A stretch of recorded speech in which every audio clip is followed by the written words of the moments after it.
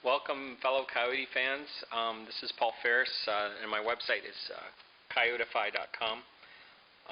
So you can go there for more detail on what I'm doing here, and I'll have more pictures and some things like that for you to look at. This essentially is me videotaping some of the finer points of how I pulled the motor out of the car. Once my motor is out of the car here, the car is pretty much going to be built up from here. So in other words, I'm done tearing things off the car at this point in time. From here on out, it's all build. I do have some rust holes to take care of. That frame issue there is pretty serious, but I'll have a friend of mine come over and MIG weld something. Let's talk though about how I pulled the engine and transmission and K-member out through the bottom of the car, because a lot of people have wondered if that was possible or easy, and I'm going to tell you right now it was extremely easy. I did this by taking a 36-inch wide crowbar and some C-clamps and some U-bolt clamps. So if you can see them there, there's a U-bolt clamp there and one over there. Those guys are there just to keep the crowbar from moving back and forth this way. And then those C-clamps over on the frame over there, they're basically there to keep the crowbar from moving back into the passenger compartment, toward the passengers of the car, in other words. So, and to keep them from hitting the brake lines, which Ford most dutifully routed right through the front of my car. So, basically, that's how the engine, or the front of the car, is supported with this engine balance, and using the normal chains just wrapped around the crowbar instead of bolted to the motor.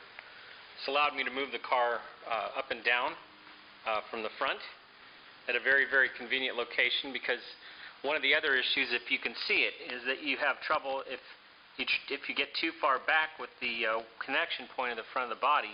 You're underneath the K-member with the bottom of your engine hoist, which is still an issue when you go to set the body down onto the K-member, onto the floor dollies that I had underneath the engine to roll it around with.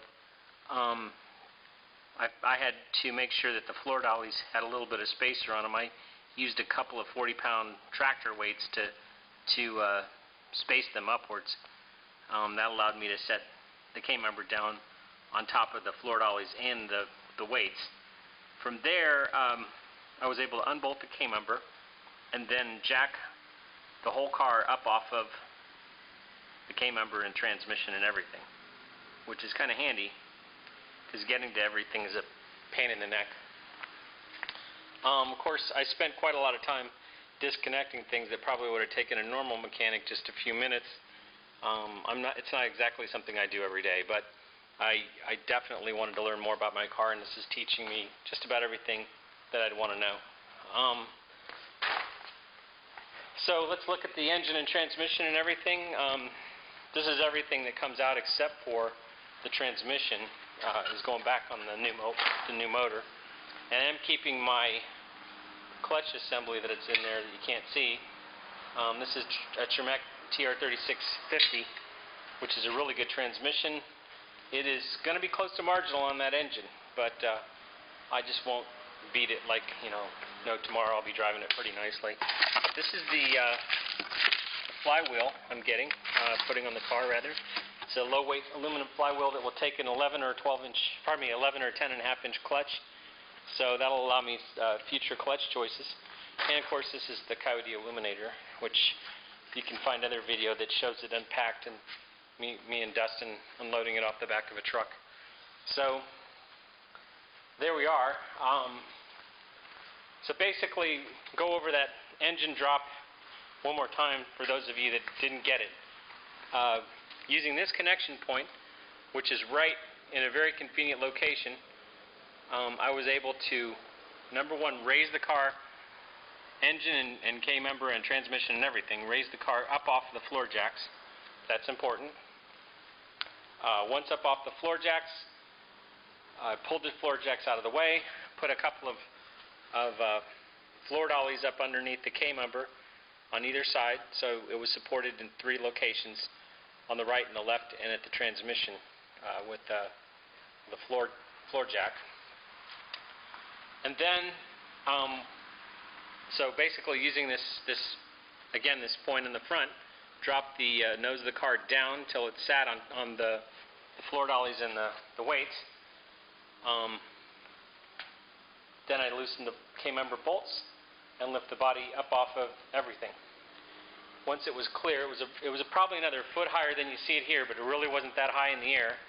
I was able to pull the engine right out through this fender well after removing the passenger side strut. That is important.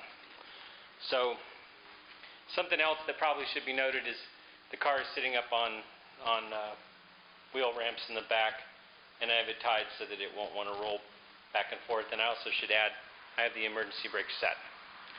So, that's it. It's really pretty painless to pull the engine out through the bottom, along with the transmission and K-member and everything. And I have to replace all of them anyway.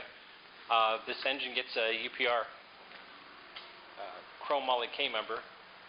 You need a different K-member to put the illuminator anyway in your car, or you're going to end up doing something funky with headers and changing the oil pan because it just doesn't fit.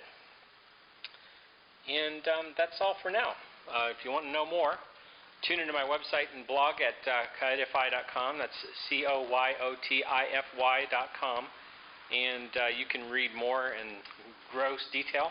I'll also be publishing a book when all of this is done in case you want to coyotify your new Edge or SN95. A lot of that will probably apply to that body style as well. So again, I'm Paul Ferris, and thanks for tuning in.